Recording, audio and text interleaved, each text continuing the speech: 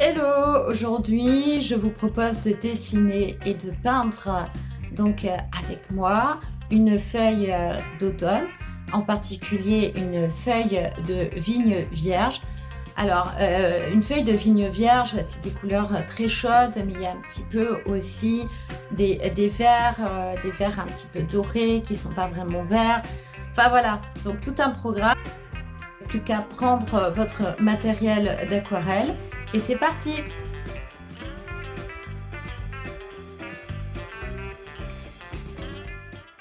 Alors, je commence par le dessin de la feuille.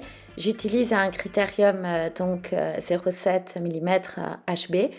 Alors, attention de ne pas trop marquer les lignes. Vous devez obtenir un trait assez léger. Et après, à partir de là, l'idée est justement de mettre en place l'ensemble des proportions et aussi d'affiner le trait et d'obtenir comme une ligne assez dentelée qui va correspondre justement au tracé de la feuille.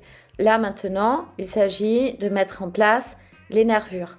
Alors toujours à partir de l'image de référence, voilà, vous devez vous essayer justement de mettre en place ces lignes d'une manière assez précise et au bon emplacement.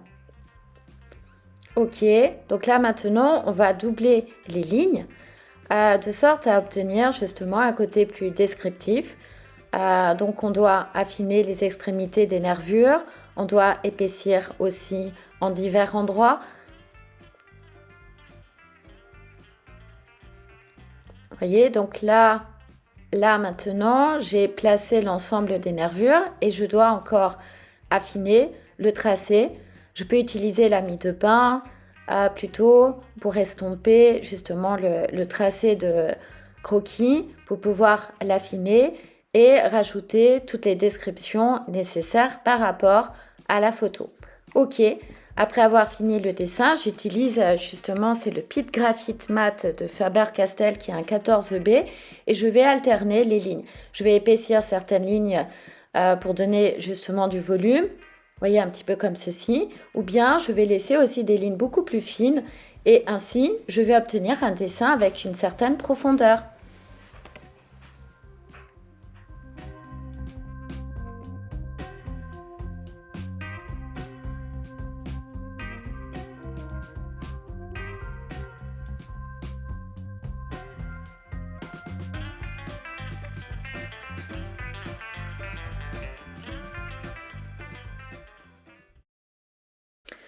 Alors, on commence justement l'application des couleurs. On va donc faire le mélange de vert assez doré, donc un vert automnal. On va prendre pour cela du jaune citron, un tout petit peu de vert Winsor tendance bleue et un tout petit peu de rouge de cadmium. Et on va obtenir ce type de mélange. Ok, donc là, on pose le pinceau, on en prend un autre, et là, on va justement mélanger la lizarine cramoisie, du vert Winsor tendance bleue et un tout petit peu d'ocre jaune, et on va obtenir ce type de mélange aussi. Là, je prends un autre pinceau, le pinceau qui va humidifier le support, donc plusieurs passages seront nécessaires, et vous devez obtenir une surface miroitante. Alors attention, ça ne doit pas dégouliner, vous ne devez pas trop mettre d'eau sur le papier, suffisamment de sorte à pouvoir obtenir des effets de transition entre ces deux couleurs. On commence avec la méthode du plus clair au plus sombre. On va poser d'abord le vert. Donc on applique d'abord ce vert sur les zones concernées et n'oublions pas justement aussi de peindre les nervures avec cette même couleur.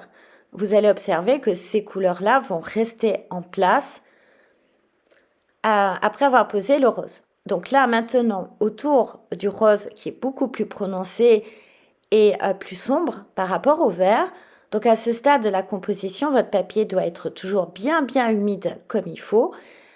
Voilà, juste le temps de pouvoir poser justement le rose, de contourner les nervures, de rajouter les taches roses associées. On peut même mettre cette couleur aussi sur le vert Voyez? Alors, pensez à essuyer aussi votre pinceau, vous voyez, avec le papier absorbant, de sorte à ne pas trop mélanger le rose avec le vert. Ensuite, je vais juste rajouter un petit peu de vert Winsor pour assombrir le même mélange de rose et on va obtenir des nuances à l'ombre. Vous voyez, un petit peu comme ceci. Alors attention de ne pas déborder justement sur les nervures. Les nervures doivent rester vertes. Ok, on peut estomper justement pour obtenir un effet de dégradé entre le vert et le rose. Donc on a bien laissé sécher tout ça. Voilà, là maintenant, on va intensifier à nouveau les mélanges précédents. Alors en particulier le rose, donc c'est toujours les mêmes couleurs, alizarine cramoisier, un tout petit peu d'ocre jaune et une petite pointe d'eau, justement pour alimenter le mélange en question. Alors pourquoi je vous montre la quantité d'eau nécessaire qu'il faut rajouter? C'est toujours important de ne pas que votre mélange soit noyé. Là, je vais prendre un autre pinceau et faire un troisième mélange qui sera composé de rouge de cadmium, un tout petit peu d'ocre jaune et un tout petit peu de vert Winsor, tendance bleue. Et vous allez obtenir comme un rouge assez marron, assez automnal. Ok, donc on valide. Là, je prends le pinceau qui m'a servi précédemment pour humidifier le support. Alors c'est toujours le même rituel, vous devez bien humidifier le support, plusieurs passages seront nécessaires. Attention de ne pas mettre trop d'eau à la surface du papier parce que sinon les couleurs vont être complètement folles, donc vous n'allez pas pouvoir les contrôler. Dès que vous avez bien humidifié le support, vous reprenez le vert doré et vous peignez justement le reste des nervures. Donc cette couleur restera bien en place.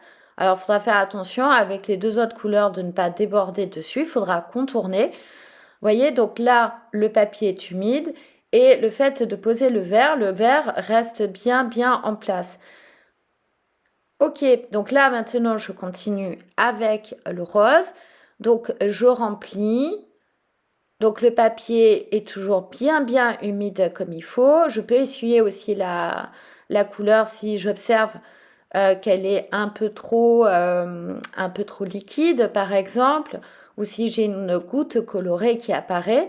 Et ensuite je vais remplir avec cette couleur l'ensemble de la surface associée. Vous voyez, donc là, je peux même intensifier avec un deuxième passage pour obtenir justement un rendu plus tonal, un peu plus sombre, un peu plus intense. Ok, donc je fais attention de bien contourner les nervures en question et j'intensifie de plus en plus pour obtenir une couleur qui va être assez sombre.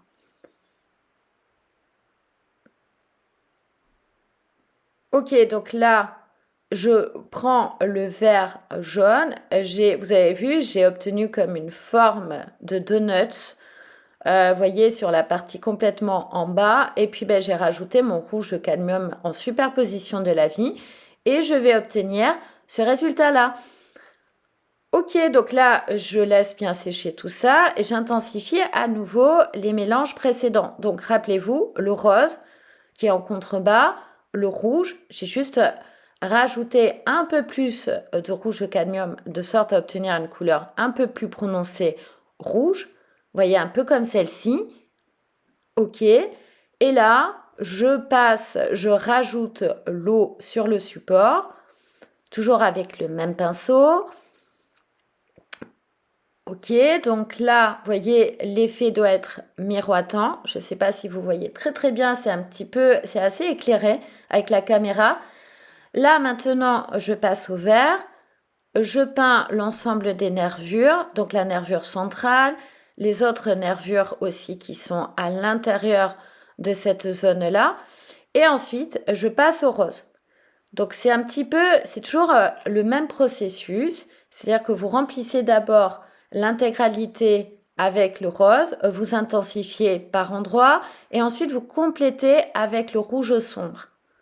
Vous voyez, en superposition de la vie et vous allez obtenir ce type de résultat-là.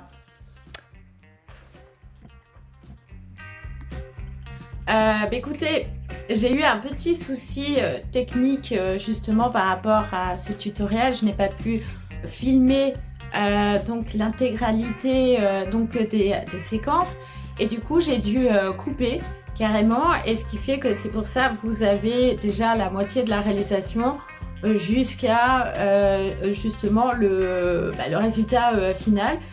Et voilà, vous voyez, c'est des choses qui peuvent arriver, mais en tout cas, sachez que vous pouvez retrouver donc la fiche dessin en PDF dans mon article de blog qui est associé, ainsi que la fiche des mélanges de couleurs. Voilà, comme ça, vous pouvez vous entraîner chez vous. Et puis, écoutez, en tout cas, merci d'avoir regardé ce tutoriel. Et moi, je vous dis à une prochaine fois, donc à la semaine prochaine, pour un prochain tutoriel ou bien, attention, la suite de mon carnet de voyage. À très bientôt!